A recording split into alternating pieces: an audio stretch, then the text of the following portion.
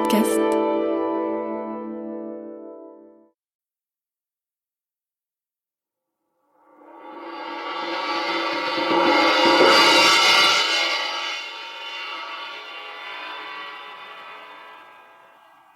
Raymond Rouleau présente L'île au trésor, transposition radiophonique de Raymond Rouleau d'après le roman de Stevenson et la pièce de Léonie de Léance. Voici quels en seront les principaux interprètes. Madeleine Robinson, Raymond Rouleau, Pierre Trabeau, Gérard Houry, Jean Temerson, Edmond Beauchamp et Renaud Marie. Production et réalisation de Raymond Rouleau. Mise en onde de Pierre-Christian Renard.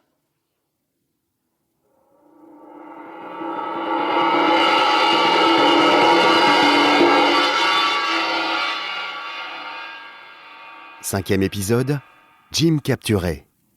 Gagner la terre ne fut qu'un jeu pour moi, et tout heureux d'avoir ainsi amené le navire à quelques encablures de mes amis, je bondissais vers eux en me disant qu'ils embarqueraient à la faveur de la nuit. J'arrivai près du fortin. Personne ne veillait. Un silence profond régnait sur le camp. Je poussai la porte, le cœur plein d'angoisse, quand une main puissante me saisit à la gorge. Qui va là? Oh, Silver! Apporte de la lumière, Dick. Oh, mais c'est Jim Hawkins qui vient nous faire une petite visite. Que le diable m'emporte si je l'attendais. Grand merci de la politesse tout de même. Hé, Dick, approche la torche. Merci. Et vous, messieurs, ne vous gênez pas. Inutile de rester debout pour Monsieur Hawkins. Il vous excusera sûrement. C'est que c'est un finaud, Jim. Je lui ai dit la première fois que je l'ai vu. Alors, te voilà avec nous, mon poulet? Ben, perds pas cette occasion d'y rester. Le capitaine Smollett est un marin de vieille souche. Je dis pas non, mais il est un peu dur sur la discipline. Hein? Un peu dur. Le docteur lui-même est furieux contre toi. Ouais? Il t'appelle déserteur. Bref, mon ami, ils veulent plus de toi. Et à moins de former un parti à toi tout seul, ce qui serait pas très gai, il ne te reste plus qu'à t'enrôler sous la bannière du capitaine Silver. Dis donc, Jim, mon petit, j'ai pas besoin de te faire remarquer que tu es en notre pouvoir. Je suis trop poli pour ça. Et j'aime les discussions calmes. Si ma proposition te plaît, tu n'as qu'à le dire. Parle sans te gêner, camarade. Vous voulez que je vous réponde? Oh, mon gars, personne ne te presse. Les heures ne me paraîtront jamais longues en ta compagnie. Si je dois faire un choix, je voudrais bien savoir d'abord pourquoi vous êtes ici, où sont mes amis. Ah, celui qui pourrait dire pourquoi. Tonnerre, tu vas me faire le plaisir de taire ton bec jusqu'à ce que je te donne la parole. Je suis à la disposition de Monsieur Hawkins pour toutes les explications qu'il désire. Sachez donc, Monsieur Hawkins, qu'hier soir, le docteur Livesey nous est arrivé sous le pavillon parlementaire. Capitaine Silver, m'a-t-il dit, vous êtes trahi. L'Hispaniola a disparu. Ouais, c'est vrai que nous avions bu pas mal et qu'on avait guère pensé au navire. Nous regardons le mouillage, le bateau n'y était plus. Non, tu vois d'ici la tête que nous avons faite. Là-dessus, le docteur propose un arrangement. Va pour l'arrangement que je lui dis. Et nous voilà ici avec toutes les provisions, le cognac, le bois, enfin bref, toute la boutique. Quant à eux, ils ont dégarpi. Savons pas où ils sont. Mais ne va pas te mettre en tête que tu as été compris dans le traité, Jim. Combien êtes-vous à évacuer le fortin que j'ai demandé? Nous sommes 5 hommes valides et 1 blessé, qu'ils ont dit. Quant au mousse, le diable m'emporte si je sais ce qu'il est devenu. C'est le docteur qui a dit ça? Lui-même. Ce sont peut-être pas ses propres paroles, mais le sens y était. C'est tout? Oui. C'est tout ce que j'ai à te dire, mon fils. À présent, faut que je fasse mon choix? Eh bien, tant pis, j'ai pas peur. Tuez-moi si vous voulez. Si vous m'épargnez, je ferai de mon mieux moi aussi le moment venu pour vous sauver. À vous de choisir. Si vous me tuez, ça vous servira pas à grand-chose. Si vous me laissez la vie, peut-être pourrais-je empêcher que vous ne soyez pendu. Monsieur Silver, vous êtes le meilleur de tous. Si les choses tournent mal pour moi, je compte que vous direz la vérité au docteur et comment j'ai répondu à votre proposition. Il manquerait pas. C'est lui aussi qui a reconnu le chien noir. Oui, sans compter qu'il a pris la carte dans le coffre de Billy Bones. Mais à présent, on le tient. L'expédier sans tarder, tiens, tu vas voir. Hugo, Morgan! Tu n'es pas encore capitaine? Je te conseille de faire un peu attention. Rappelle-toi que pas un homme ne m'a regardé en face sans qu'il lui en coûte cher. Tom a raison. Ouais, j'en ai assez d'être embêté. Je vais être pendu si je supporte plus longtemps qu'on nous fasse la loi. Est-ce qu'un de ces messieurs éprouve le besoin d'avoir affaire à moi? Qu'ils le disent. Non mais qu'ils le disent donc. Vous n'êtes pas un muet que je sache. Oh, son compte sera bientôt réglé. Vous êtes de jolies merdes. Paraît que ça vous va guère de vous aligner avec John Silver. Hein? Sacrebleu! Puisque vous ne savez même pas vous battre comme de vrais chevaliers de fortune. Saurez-vous forcer à obéir? Pour commencer, vous allez laisser cet enfant tranquille, hein? C'est un brave garçon. Plus brave que vous 5 ensemble. Osez lever la main sur lui. Et vous m'en direz des nouvelles. Nous rirons bien, je vous le jure. Fais excuse, capitaine.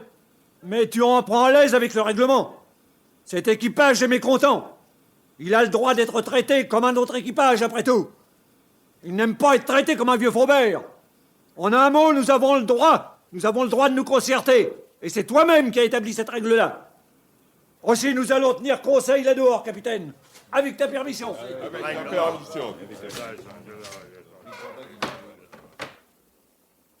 Écoute-moi, Jim. Tu es en danger. Ils vont me déposer, c'est clair. Je vais faire de mon mieux pour te tirer de leurs griffes, mon petit. Mais à ton tour, hein, le moment venu, tu tâcheras d'empêcher que je ne danse au bout de la vergue. Hein. Ce que je pourrais, je le ferai. Affaire conclue. Nous verrons bien si John Silver ne sait pas jouer son dernier atout. Mais dis-moi, Jim, pourquoi le docteur m'a-t-il donné la carte de l'île? La carte de l'île? Ah, ça te surprend toi aussi, hein? Ah, il y a sûrement quelque chose là-dessous, Jim. Quelque chose que je ne comprends pas. Attention, les voilà qui reviennent. Nous touchons au dénouement, Jim. J'ai encore plus d'une corde à mon arc, rassure-toi. Allô, avance! Je te mangerai pas. Tiens, regarde ça. Voilà ce qu'on a décidé. Donne. La marque noire. Je m'en doutais. Non, au diable avez-vous été pêché ce papier-là? Mais je ne me trompe pas. Oh, voilà qui porte malheur. Vous avez été coupé ce rond-là dans une Bible.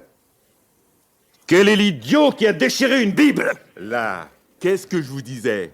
Je vous avais averti. Oh, ça, je ne vous vois pas blanc tous tant que vous êtes tous pendus. Pour le moins. Quel est le bêta de marsouin qui avait cette Bible? Quel est le bêta de marsouin qui avait cette Bible? C'est Dick. Eh ben, Dick peut faire son testament. Assez de balivernes, Silver. Cet équipage t'a envoyé la marque noire à la suite d'un conseil, comme il se doit. Commence par la retourner et vois ce qu'il y a d'écrit. Alors tu pourras parler. Merci. Tu connais les règlements à fond, je vois ça. Voyons donc cette écriture. Déposé. Ça c'est joliment moulé, ça on dirait de l'imprimer. C'est toi qui écris si bien, Mary? Sapristi, te voilà en passe de devenir un personnage. Tu serais bientôt élu capitaine, que ça ne m'étonnerait pas. Allons, on sait que t'es un farceur ou que tu crois l'être. Mais ton rôle est terminé à présent. Tu crois ça? Et d'abord, t'as gâché ton affaire. T'as laissé sortir de ce fortin l'ennemi qui s'y trouvait pris comme dans une trappe. Pourquoi ont-ils voulu s'en aller, hein? Mystère. Mais il est clair qu'ils y avaient un intérêt. Après ça, tu nous as empêchés de tomber sur eux pendant qu'ils battaient en retraite. Oh, on voit ton jeu, Silver. Tu veux te ménager une porte de sortie pour si les choses tournaient mal. Ouais, enfin, dernier grief, c'est ce garçon. C'est tout? Oui, et c'est bien assez. Nous irons tous sécher au bout d'une corde comme des harengs à cause de tes sottises. Bon, eh ben je vais vous répondre en 2 mots. À qui la faute? Si vous m'avez forcé trop tôt à commencer la danse. Ah, c'est une belle danse, parlons-en. Qui menace de se terminer par une gigue sur le quai des pendus de votre bonne ville de Londres. À qui la faute? Hein? À Hans d'abord. Et à toi, Mary, qui prend la succession de ce faiseur d'embarras. Ça? Un chevalier de fortune? Oh, allons donc, c'est au juste fait pour au nez du drap. Continue, les autres griefs. Bon, vous êtes curieux de savoir ce que j'ai à dire au sujet de Jim. Imbécile. Est-ce que c'est pas un otage? Croyez-vous qu'un otage n'est pas son prix? Et comptez-vous pour rien le fait d'avoir un docteur? Un vrai docteur? Qui vient vous voir tous les jours? Toi avec ton bras en marmelade, et toi avec ta jambe en fricassé? Savez-vous seulement qu'il y a un autre navire en route vers cette île? Ça veut dire... Et à quel moment il va arriver? Pourquoi j'ai traité avec les gens du fortin? Eh ben, m'est avis que vous devriez le savoir. Vous qui êtes venu me lécher les bottes pour que j'aille le faire. Et à présent, vous venez me demander pourquoi j'ai traité. Eh ben voilà pourquoi. Qu'est-ce que c'est que ça? Ça, eh ben c'est la carte de l'île. Quoi? La carte du trésor. Oui, c'est bien la griffe de Flint. Il signait toujours JF avec ce paraphe-là. À présent, qu'en dites-vous? Vous, messieurs, vous avez perdu le bateau. Eh ben moi, j'ai trouvé le trésor. Quel est le moins sot? Mais j'en ai assez, vous comprenez? J'en ai assez! Je vous donne ma démission, moi! Choisissez qui vous voudrez pour capitaine, je m'en lave les mains.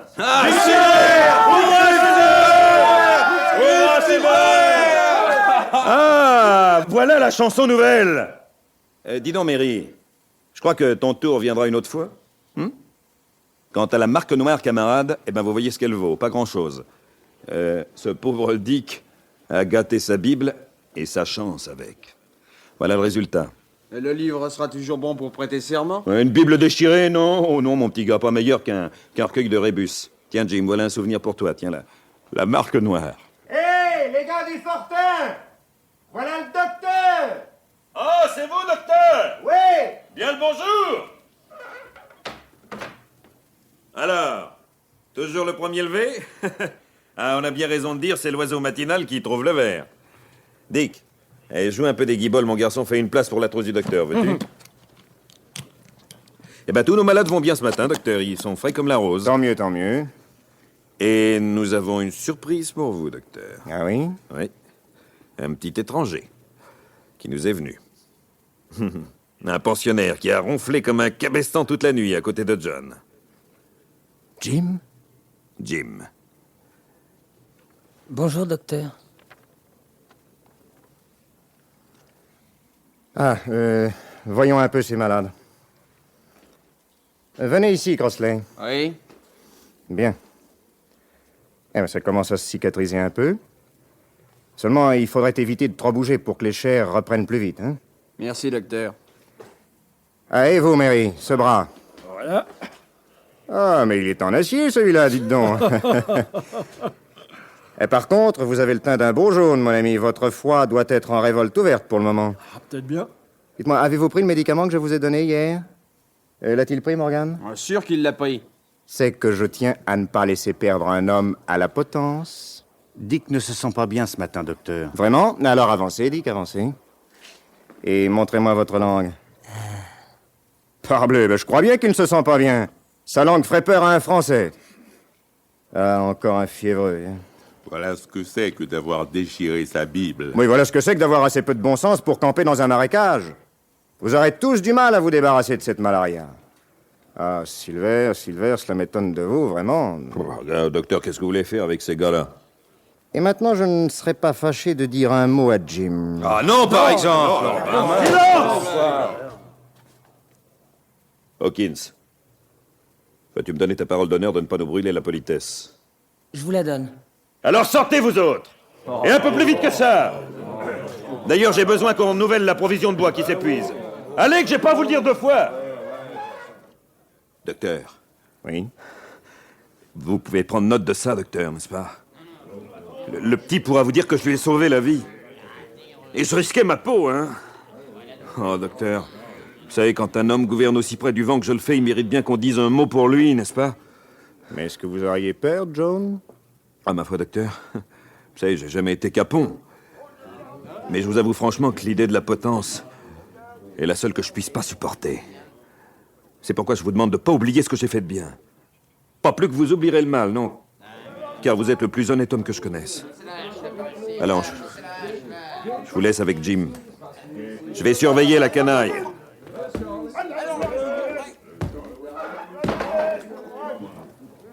Ah, te voilà donc enfin, malheureux enfant. Dieu sait les heures affreuses que j'ai passées depuis ton départ. Mais qu'est-ce que tu veux? Je n'ai pas le courage de te gronder comme tu le mérites. Non. Enfin, comment as-tu pu nous abandonner au moment où le capitaine venait d'être blessé? M'accablez pas, docteur. J'ai bien payé ma faute, allez, puisque sans Silver, je serais tué par ces bandits, alors qu'il est... Non, voyez-vous, je savais que si je vous en avais parlé, vous ne m'auriez pas laissé partir. Et je voulais reprendre l'Hispaniola. L'Hispaniola? Qu'est-ce que tu veux dire? Ben oui, voilà, je me suis jeté à l'eau et j'ai gagné le navire à la nage. Je l'ai ramené au mouillage nord, il vous attend. Oh, mais alors, Jim, mais alors c'est toi qui nous sauves la vie? Oh, pardon, mon petit, d'avoir douté de toi, mais comment as-tu... Attention. Oui. Mes idiots commencent à se faire du vilain. Bon, je pars. Mais écoutez, Silver, un conseil. Ne vous pressez pas trop de chercher le trésor. Ah, ma foi, docteur, je ferai de mon mieux. Mais vous comprenez bien entre nous que c'est le seul moyen qui me reste de sauver la vie de l'enfant. Bon, puisqu'il le faut, j'ajouterai encore un mot. Attendez-vous à un coup de chien quand vous découvrirez le trésor. Non, je n'ai pas le droit de vous en dire plus. Le capitaine va déjà me secouer vertement. Pourtant, écoutez bien ceci. Je n'oublierai jamais ce que vous avez fait pour l'enfant. Et vous pouvez compter sur moi. Oh, vous pourriez pas en dire davantage si vous étiez ma mère. Bon, gardez le petit près de vous et quand vous aurez besoin d'aide, appelez. Adieu! Et le docteur Livesey me serra la main, fit un signe de tête à Silver et se dirigea d'un pas alerte vers le bois. C'est tout de même pas si vilain. Un honnête homme.